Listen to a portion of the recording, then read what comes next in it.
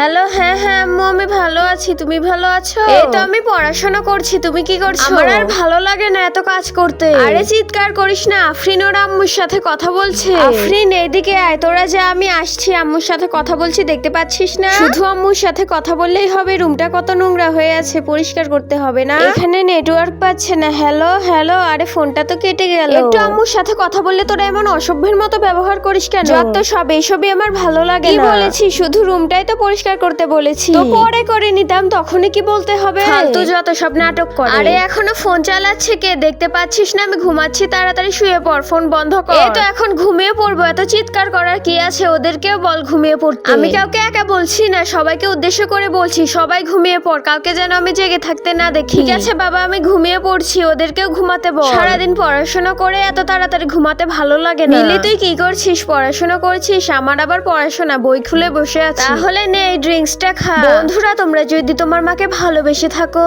আর এই ছবিটিকে সুন্দর মনে করে থাকো, তাহলে ভিডিওতে একটি লাইক করে চ্যানেলটি সাবস্ক্রাইব করে দাও।